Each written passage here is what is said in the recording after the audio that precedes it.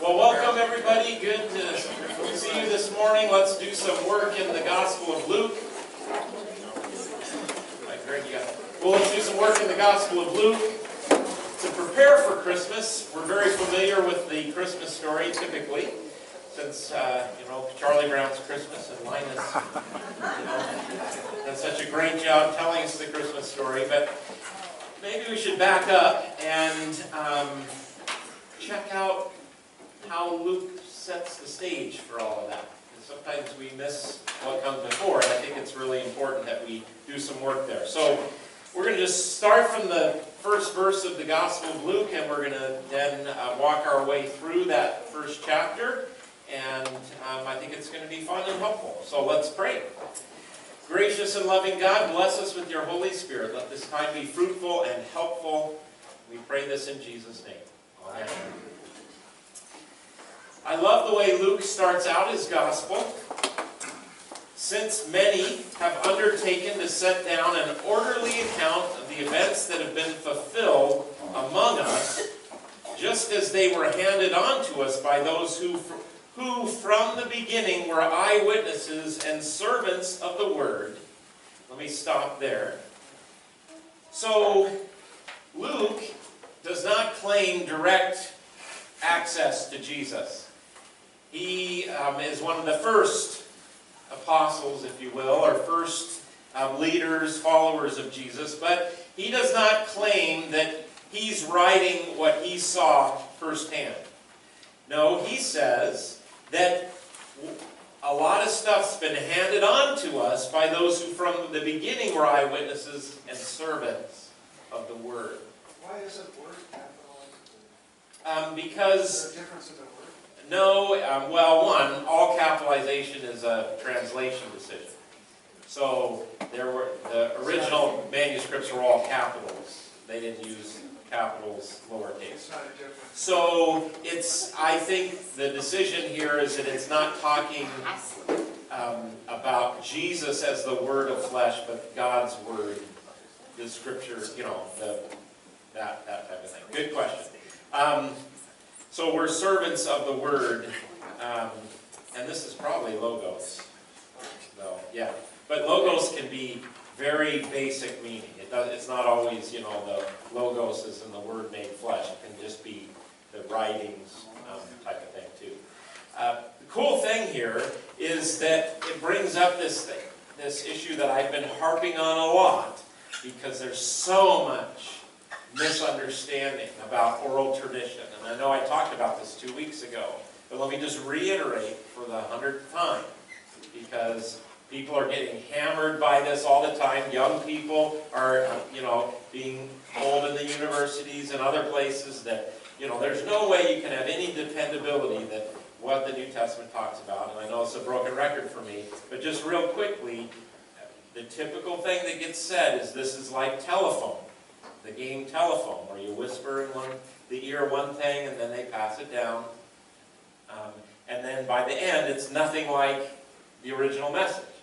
But the flaw in that analogy is that if you played telephone, but each person said out loud to where every person could police, if you will, how that message is being transported, that would be an accurate analogy. And again, as we practiced a couple weeks ago, if I started something and I said the sky is blue, and sky is blue, and then somebody said the sky is purple, you all would say, wait a minute, you messed up. That's the way the oral tradition was passed on. It wasn't passed on in private. So here, Luke is saying that I'm going to do an orderly account of what happened in this guy Jesus. And I'm going to pass on to you what's been handed on to me from those who were from the beginning eyewitnesses. So then, but what else does Luke do? No, he says, I too decided after investigating everything carefully from the very first to write an orderly account for you, most excellent Theophilus. We don't know who Theophilus was. But we know that maybe somebody of influence, somebody of means, that might finance some of Luke's work. I don't know. So it seemed good to me too I too decided in the New Revised Standard Version, in the Old Revised Standard Version, that I love it. It seemed good to me too. I mean, that's the way the Spirit works. It seemed good to me too to write an orderly account. So what we see here is that the writer of Luke goes out and interviews people. I'm going to investigate. I'm going to talk to this person and this person. I'm going to talk to Peter and I'm going to talk to Mary. I'm going to talk to whoever's around to talk to. I'm going to talk to some of those other disciples. I'm going to talk to people who listen to Jesus. So Luke goes out, and he's truly a historian in that regard. That he goes out and he interviews people. I love that because it's only in the Gospel of Luke that we get to hear from some of the really important women who were part of the original story. Mary and Elizabeth, all of this comes from Luke. And this is total conjecture on my part, but I could just see the writer of Luke sitting down and listening to Mary, or maybe if Elizabeth wasn't around anymore, to, some of her family, or, tell us about how this worked. And so Luke went out and investigated this, and he gets to tell us some of these great details that the other gospel writers don't bring to us. Matthew, of course, brings us a birth story that's, from a totally different perspective. So, I too decided, and he investigated everything carefully from the very first, to write an account. And so he did. Thanks be to God. Questions about that? Comments? Okay, please, Mike. What does Theophilus' name mean? Let's check that out. Right. Let's see. Do I have internet? It means one who loves God. One who loves God. Oh, okay, good. Greg, did you get on Omega 7? Did you reset it? Not yet. Not yet, okay.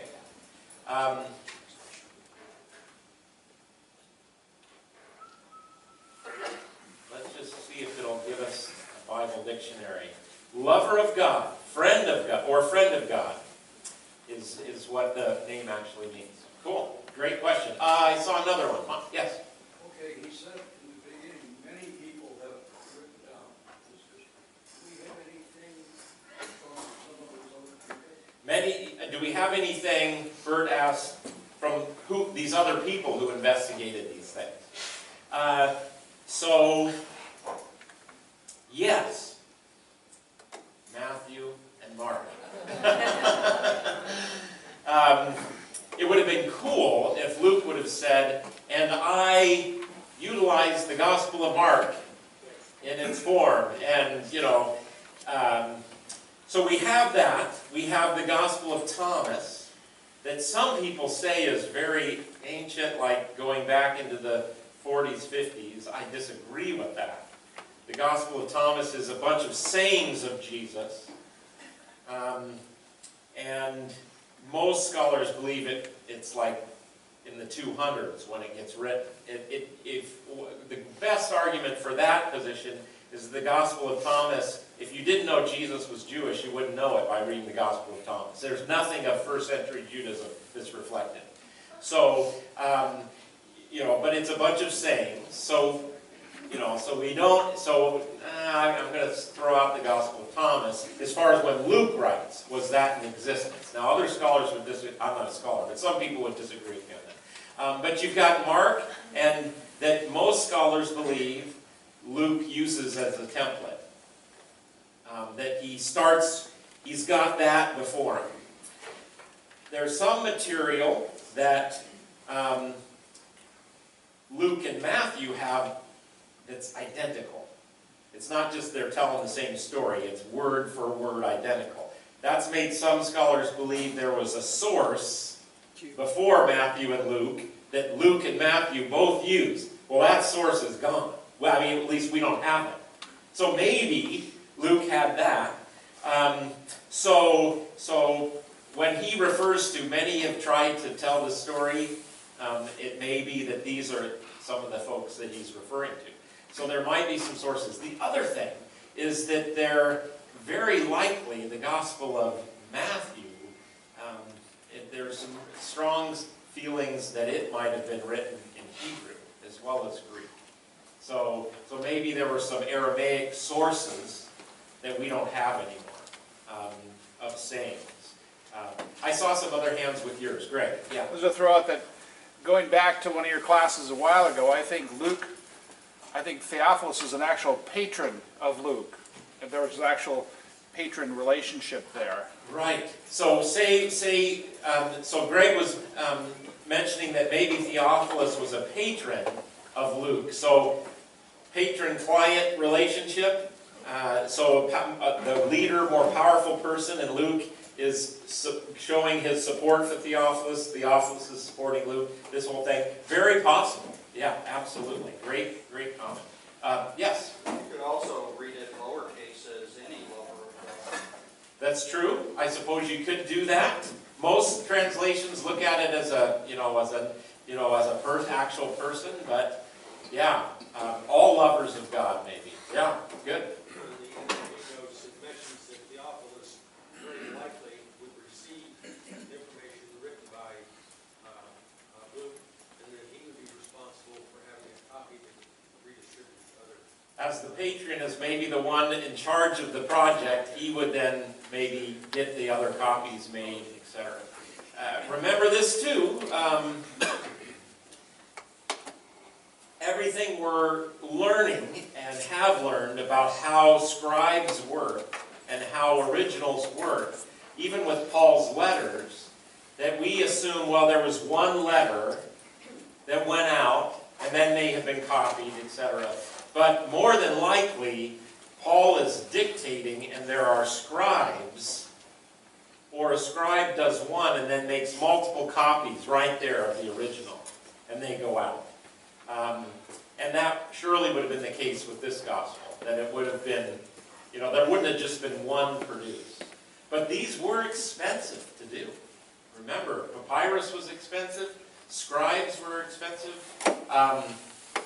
and another great exciting thing that you learn when you look at the most ancient of our biblical manuscripts, they are not like done by the Caesar, with all the beautiful, perfect, but they are professionally done. There's a few of our most ancient manuscripts that have a ton of errors. The one that I'm thinking of, I forget the papyrus number, but it is, it's got, hundreds of errors. But the scribe has gone back and meticulously corrected them. So yeah, he wasn't very good, but he was very thorough. So but most of the manuscripts are done professionally. So it's not like there's some, just hack person who, I think I'll just start making a copy and did it very poorly. They were done very well from the beginning. So anyway, that's kind of fun trivia. Or maybe not trivia, side stuff. Great questions about the opening paragraph here. Please, Doug. Yeah, just one last thing. It's so that you may know the truth concerning the things about which you have been instructed. So it sounds like, okay, Theophilus has heard some of this, and it's like, well, I guess and Yeah. Theophilus thinks he knows, but maybe he doesn't know it all quite accurately. Right. So Luke is going to correct him on a few things. Yes, that's true. I think that's helpful. You've already received instruction. Now here's the whole story. Let's make sure we get it all right. That's really helpful. Good. All right. Other comments, questions on the first paragraph? Cool. All right. So let's get rolling. In the days of King Herod of Judea, the Gospel of Luke. Each Gospel has its gifts. Its blessings to us, and the Gospel of Luke grounds the story in history. Because pretty soon you're going to hear about this Caesar and who's in charge at the time. And here, Herod the Great, doesn't say Herod the Great, but the days of King Herod of Judea, there was a priest named Zachariah who belonged to the priestly order of Abijah. His wife was a descendant of Aaron, and her name was Elizabeth. So we'll stop there. So King Herod. Well, let's see what we can find here on Mr. Herod. Maybe over here. Oh, that's Theophilus.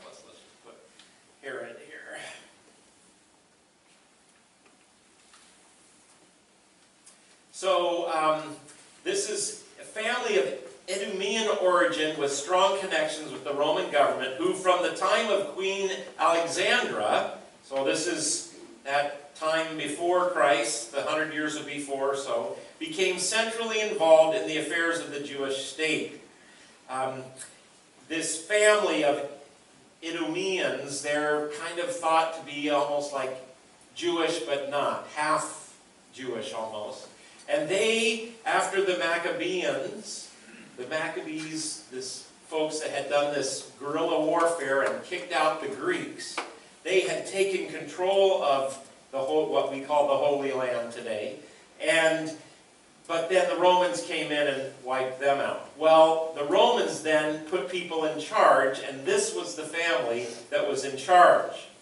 So they became centrally involved in the affairs of the Jewish state. Members of the family, under a variety of titles, governed Palestine and adjacent areas from 55 BC until near the close of the 1st century AD. So that's kind of about when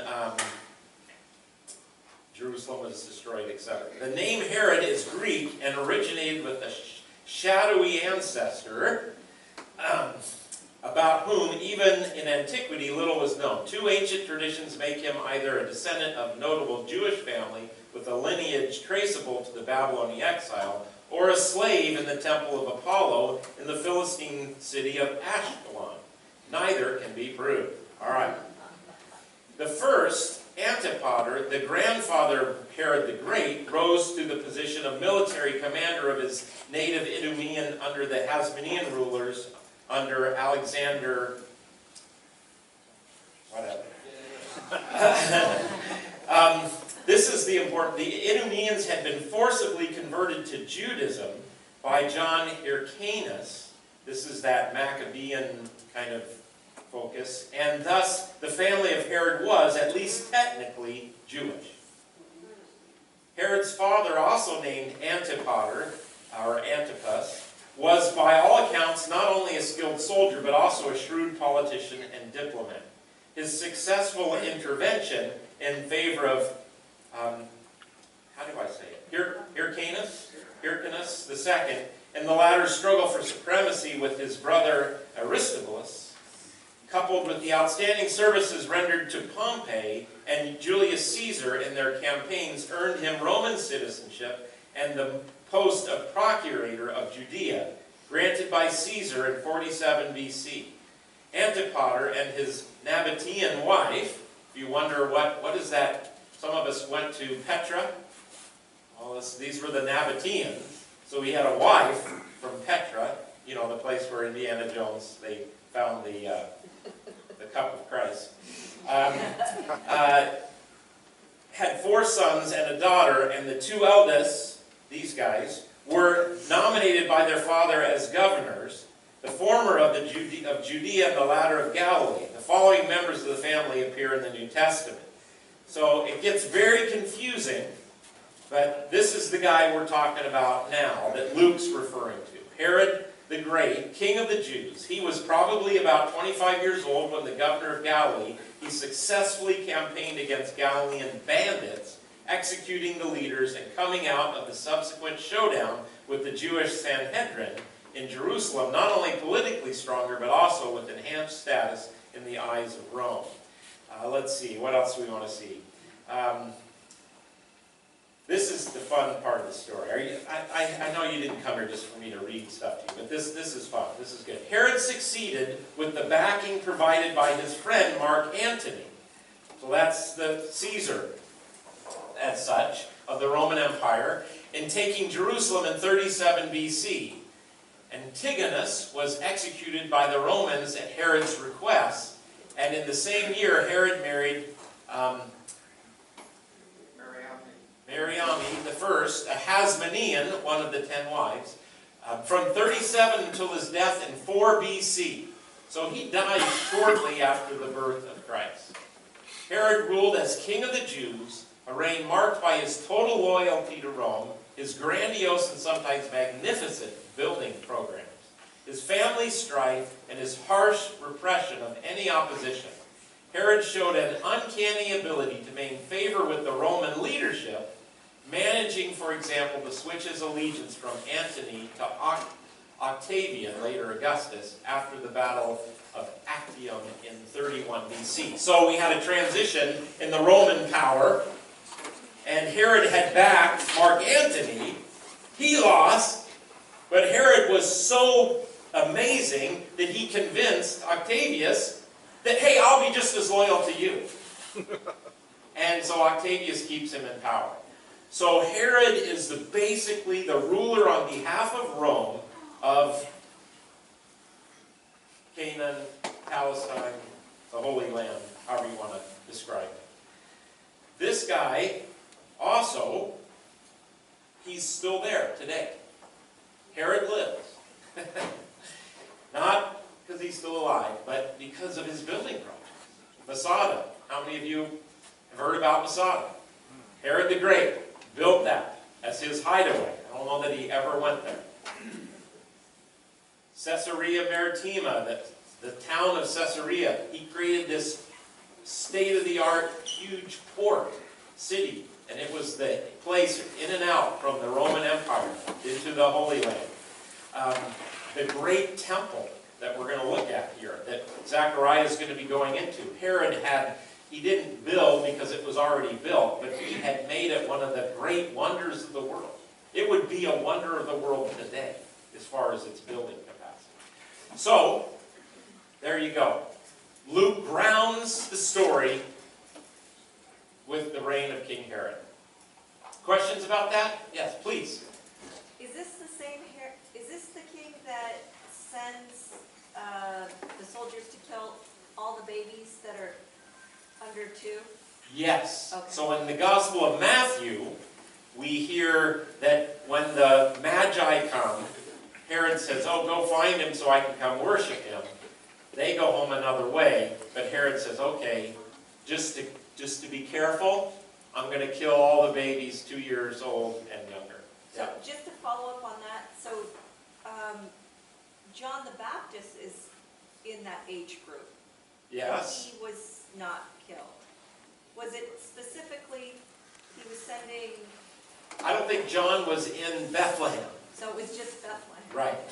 Yep. Or in that surrounding area, because that's where the Magi said this is where Jesus was born, and this type of thing. And so Joseph and Mary are warned to flee, and so they flee, and yes, he has all the children killed. So what does that tell you about Herod?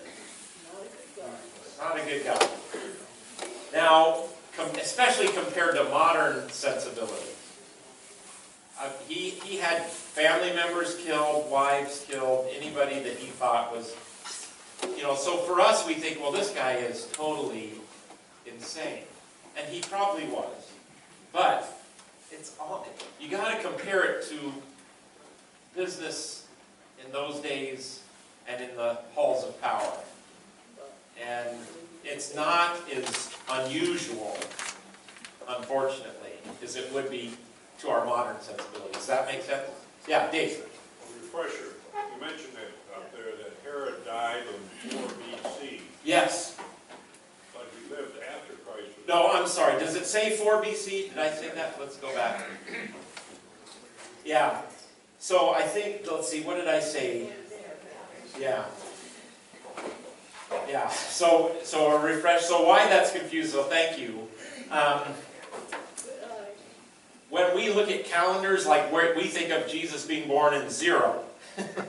But when we take into the account all the variables and years and stuff, and this goes way beyond my pay grade, Jesus was not born in 0 AD, but was born, depending on how you calculate things. So this 4 BC, I always thought it was like 4 AD, truthfully. That's what I have read in the past, so this particular Bible dictionary places it there. Gospel of Matthew tells us Herod's still alive when Jesus is born. So this is where we go, well, actually maybe Jesus was born in the way we calculate years before 0 AD. It's just the way with all the change, they used to base the calendars on the moon cycle and not the sun. Anyway, but my brain just starts to So, Thanks very so that cleared it up for you, Dave? Okay, Dave cannot ask any more questions today. Yeah, or no one else can ask questions that involve numbers and math. Yeah, Kevin. What's left out of there by proxy, the Battle of Actium is also what subjugated Cleopatra at the same time in Egypt. That battle, this battle mentioned here, Actium subjugated Cleopatra. Antony and Cleopatra, not just Cleopatra. Yeah. So it's cool that Luke grounds the story of what God's doing in politics and horrible stuff. It's, Matthew does this. I mean, Jesus is being born. The contrast, here you got Herod killing babies, doing anything for power, and God breaking into the world in this humble way. Luke is going to do this in his own way. It's just really interesting, that these things are held up together. So, yeah, good. Anything else other than math? No. But that's a great question, Dave, because truly, Herod, as we trust the Gospel of Matthew, is alive when Jesus is born. But he doesn't last much longer. Doesn't last much longer. Okay, so now let's go back and we'll look at the temple a little bit. There was a priest named Zachariah who belonged to the priestly order of Abijah. This is, so the people who served as priests, they had to have a certain lineage and background, typically descendants of Aaron. So we get some credentials here for Zachariah. He belongs to a priestly order, and this word, what does this word mean? I'm trying to remember, so let me see if I can. There we go. Let's see. Yahweh is my father, is what that name means. His wife was also a descendant of Aaron, a priestly family. So he's got great credentials, pedigree. Her name was Elizabeth. Both of them were righteous before God, living blamelessly according to all the commandments and regulations of the Lord. Okay, great.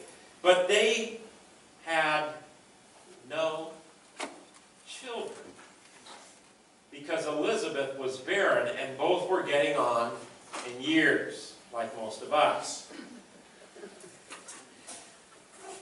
These two things for our people in antiquity didn't necessarily go together. A woman being barren, not having children, was oftentimes understood as some kind of punishment or some kind of, result of sin, this type of thing. But we're told right from the beginning that these two people are top-notch and they observe the law blamelessly. They keep the commandments, but they have no children. So this sets up the tension right away. Why is this? And now they're getting on in years. And then Luke, the only one, gives us this great story of Zachariah in the temple, which we want to get to here. Okay? Any questions or comments on that, though? All right? Okay, here we go. Once when he was serving, Zachariah was serving as priest before God, and his section was on duty, he was chosen by lot, according to the custom of the priesthood, to enter the sanctuary of the Lord and offer incense. So, let me see here. Let's see if I can do... let's get this over. So, can you see this a little bit? This is the Dome of the Rock today.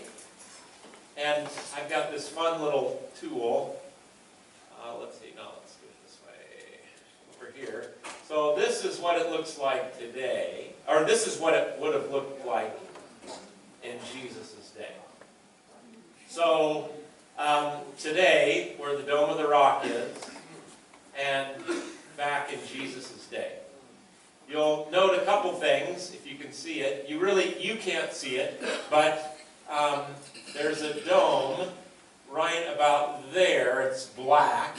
That's the Church of the Holy Sepulchre, where, tradition holds that Jesus was crucified and then buried, that there was a cave there, and that he was buried in. And if you look at the way they chart the wall of Jerusalem in Jesus' day, that it would be here. So we know that Jesus was crucified outside the gate.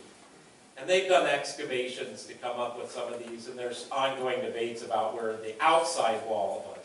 But this is what Herod the Great built. The temple was there, and it's on the the rock of foundation where Moses was to sacrifice Isaac, and the angel intervened. And so this is like the holiest place, and this is where Solomon had built the temple, and then it got destroyed, and then after the exile they had rebuilt the temple, but it wasn't anything in its glorious, stature as it was when Herod rebuilt it. So this is all gold up here.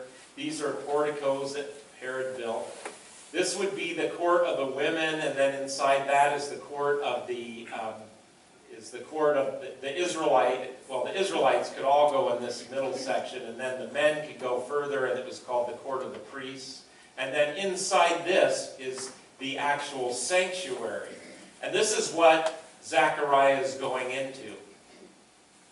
Inside of this is other compartments, but inside of it there's an altar of incense, and then inside of that then there's this big curtain with the Holy of Holies. And I had a neat little diagram for that, which it disappeared, and I won't try and find it at the moment.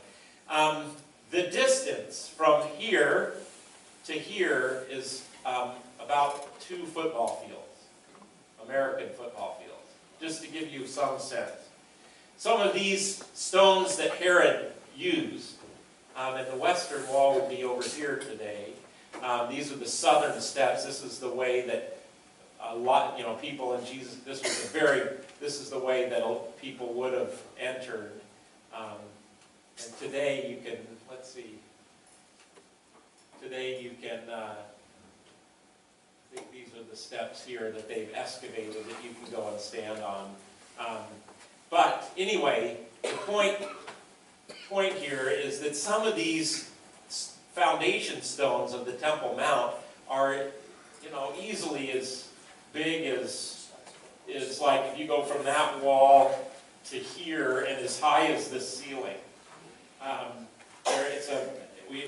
People are still debating how Herod quarried, these stones and built this. So it's just an amazing creation. And this actually is under construction while Jesus is living.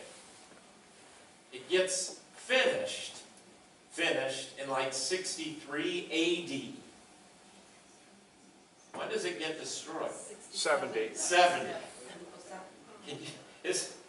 So it takes close to 100 years to get totally done. I mean, it's functional and done in Jesus' day, but it gets totally done, and then 7 years later it gets totally destroyed. At least all of the temple itself. Now, how much of a lot of this still remains. The Romans didn't take away all the stones, but all the porticos and all that stuff got destroyed. So Zachariah, going back here, is going to go in the temple. Now, it sounds, if you don't know how things work, that, how often did he go in and do this? Did he go in every other week or, every day? Well, no, there were thousands of priests.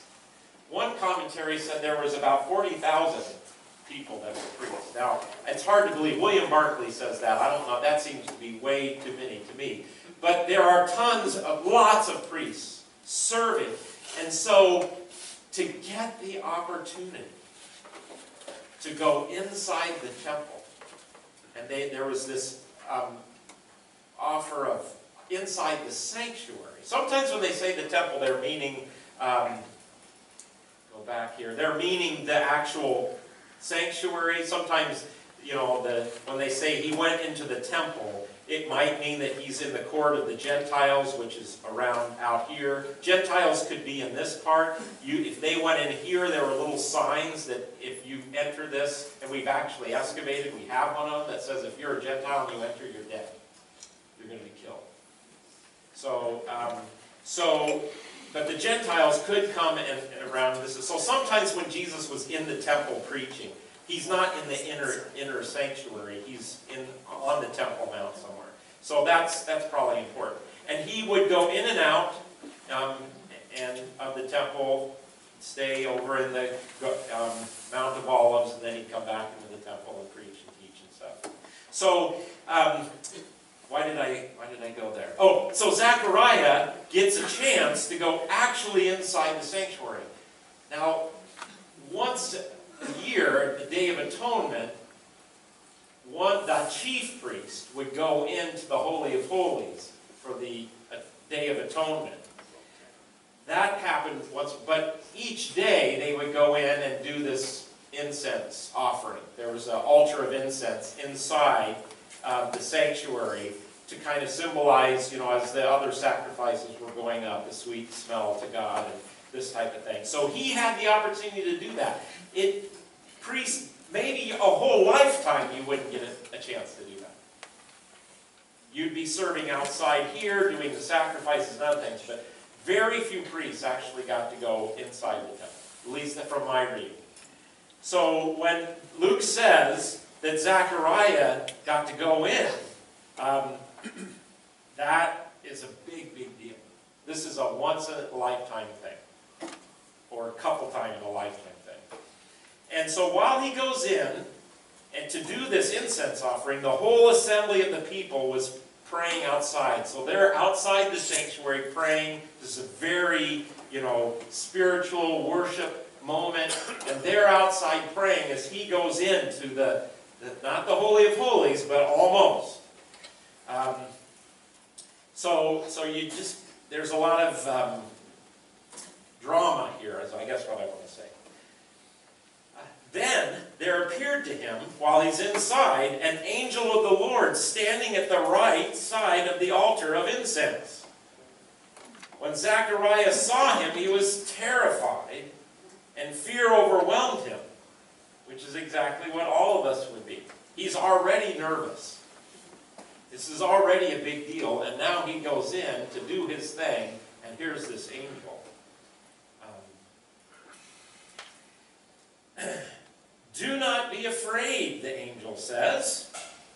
Angel 101. Zachariah, for your prayer has been heard. This is interesting. Your wife Elizabeth will bear you a son, and you will name him John. You will have joy and gladness, and many will rejoice at his birth, for he will be great in the sight of the Lord.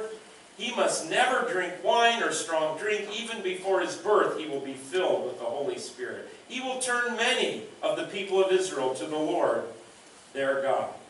With the Spirit and power of Elijah, he will go before them to turn the hearts of parents to their children, and the disobedient to the wisdom of the righteous, to make ready the people prepared for the Lord. So this is the statement that the angel says to Zachariah. Now, Zachariah is going in to do this prayer of incense, but what's on his mind? Lord, I have no children. My wife is barren. And the angel says, God's heard your prayer. He's doing his thing, but he's, well, what is Zachariah? Zachariah at this point says, oh, thank you, angel. Off I go. No. He's a human being. Zachariah said to the angel, how will I know that this is so? For I am an old man, and my wife is getting on in years. I like that way of saying that.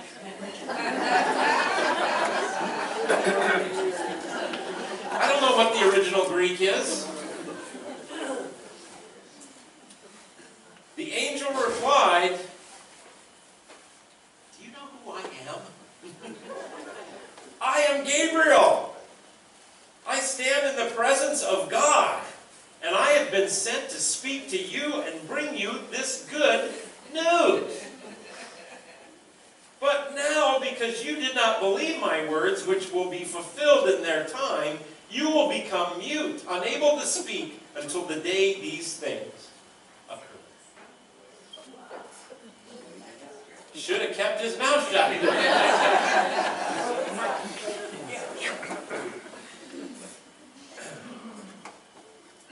So, I can relate to Zachariah.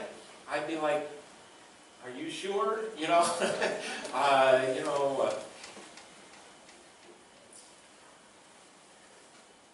Zachariah is a good man. We've been told this. He's a good man. He's obedient. He's faithful. His wife is obedient and faithful. And, but really, God, you're going to do this? This is like, how is this going to happen? I'm old. My wife is old.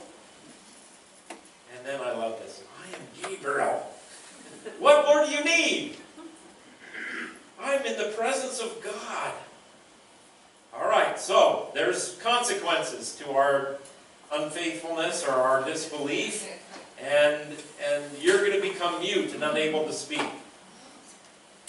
So meanwhile, though, and now just think about it. So the people outside, this happens a lot. The priest goes in, does the incense, and then the priest comes back out. Wait, what's going on? Man, it's taking him a long time. What's happened? Did he turn over dead in there or something?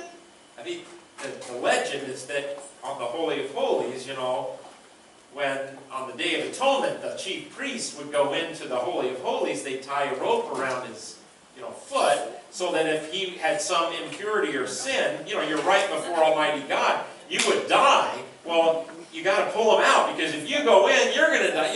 It's this type of thing. That's a legend. I think that may be true, but so they would do this. But anyway, God's holiness for us, we don't get it. God is, we know God through Christ, which is cool. But you have to understand that the ancient people, when they thought of the holiness of God, it was terrifying, because they were not holy. God says in Leviticus, I am holy, therefore I want a holy people. But the people were not holy. Isaiah has it. Oh my goodness, I'm seeing God. I'm a person of unclean lips. I'm going to die. So there was just this, just think about the most, what's a good comparison for this? It'd be like you'd feel if all of a sudden you were transported to Carnegie Hall and it was filled and you were standing in front of center stage. I mean, it would be like that. It's something like that. So they're thinking, what's happened? Is he in trouble? Do we need to send somebody in? We're wondering at his delay in the sanctuary. When he did come out, he could not speak to them, and they realized he had seen a vision in the sanctuary. It was clear something happened. He kept motioning them, but remained unable to speak. When his time of service was ended, he went to his home. So he continued his service. He couldn't speak. Can you imagine if you were in that place? I mean, husbands and wives sometimes, we have trouble communicating, right? But we can even actually talk. He's like, communication is hard as it is. So, and you can imagine he must have been dying to tell what happened. Exactly. You guys don't believe it. And everybody thinking he's crazy, he's lost it, what has he seen? And this is how God's breaking into the world. After those days, his wife Elizabeth conceived, and for 5 months she remained in seclusion. She said, "This is what the Lord has done for me when he looked favorably upon me and took away the disgrace I have endured among my people." So Luke tells us who she was, but what did her peers think about her? Because she couldn't have a child.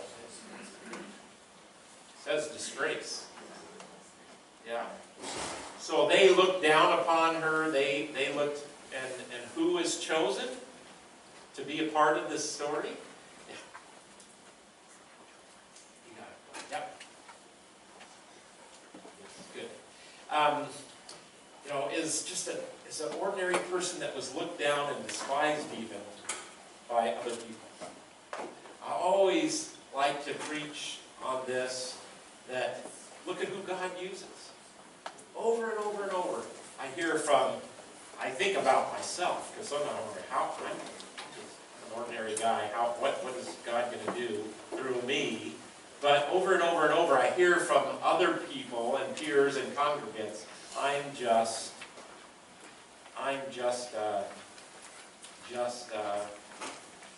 well, if you read the Bible, that's the justas are the people that God uses. What things strike you in this text? Questions? Greg, and then we'll come up here. Yeah. Why do you think she remained in seclusion? I mean, if she had been ashamed for all these years, and all of a sudden she's pregnant, I mean, that person would be like, whoa, look at me! Yeah. I'm expecting, yeah. Why do you think? What do you guys think? I think it was probably common. Yeah, maybe that was the common thing, and also waiting to see how this was going to turn out. Yeah. She must have been Protecting the baby, maybe. Yeah. It must have been very hard for her. I mean, all of a sudden I'm pregnant. Yes, and she's getting along in years, But her husband can't tell her anything about it. and her husband can't speak. Yeah. Bert, were you gonna- I was impressed with Gabriel's description of who John was going to be, and then we learned that John wasn't qualified. Yeah, it's an amazing resume that who John is going to be, and then we're told, John says, I'm not even worthy to untie, to tie Jesus' sandals. Yeah, great. Yeah, others. I just was wondering, is this the same Elizabeth that Mary confided in? Yes, this is the same cousin, relative of Mary, and that's what comes after this, that we'll work on next week to set up the Christmas story. Absolutely. Yes, Dennis. You skipped over the part about Elijah. Yes, He was going to give him the strength of Elijah. Yes, the spirit and let's see.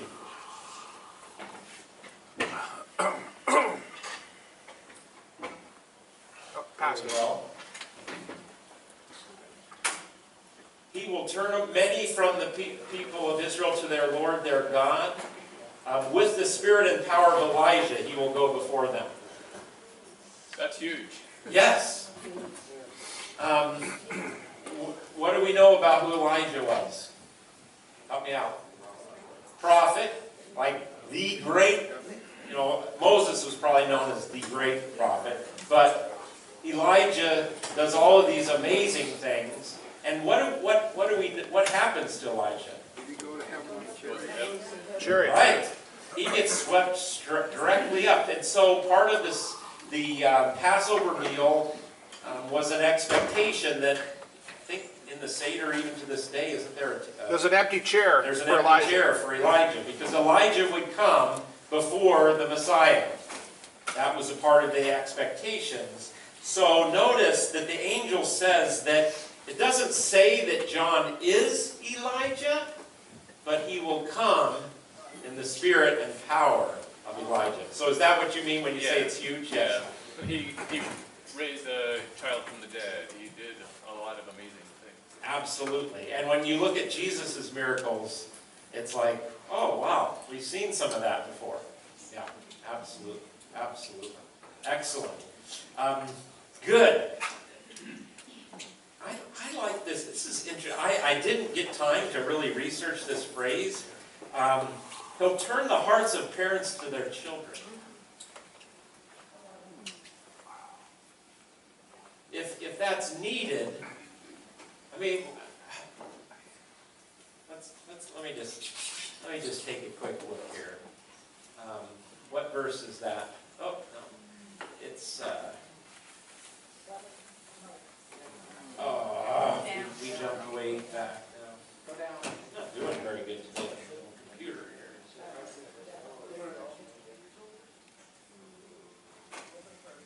So it's verse 16. No. 17. 17? All right, let me just look at it. Let me just look at a quick commentary here.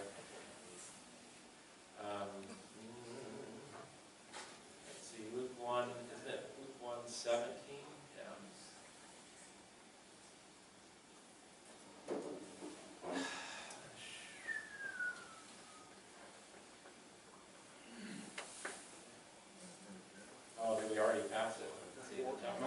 little more.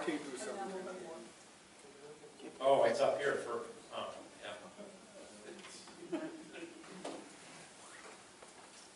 Oh, no, evidently it's not gonna, okay, let me look at one other spot. Let's see. There's Barkley. Anyway, I want to look, when you hear that, how does that strike you? Why would John the Baptist turn the hearts of parents to their children?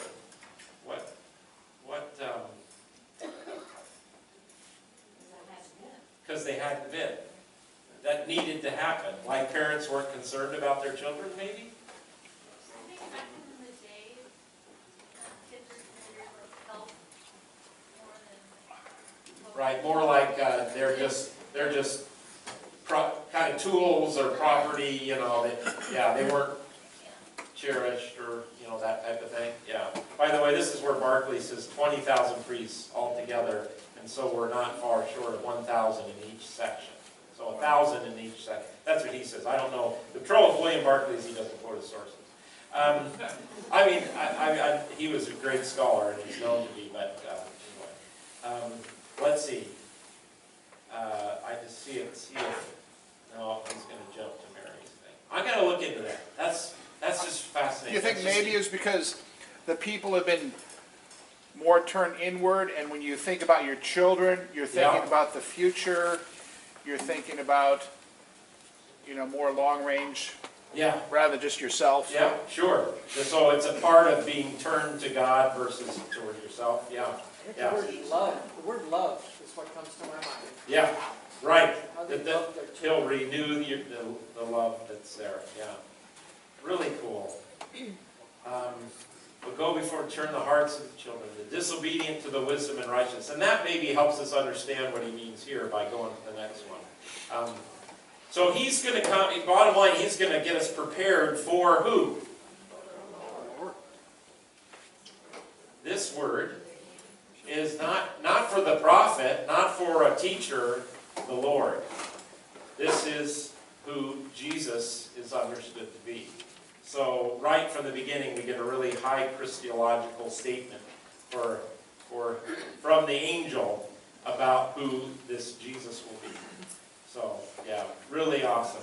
It's just so, I love Luke, just down to earth, you know, everyday life, people struggling to believe, people, you know, and that's all of us. And so God with us, God Emmanuel with us. And so this is great. So next week, we'll look at, you know, Elizabeth and Mary and the things that set up the second chapter of Luke, which is really the Christmas story.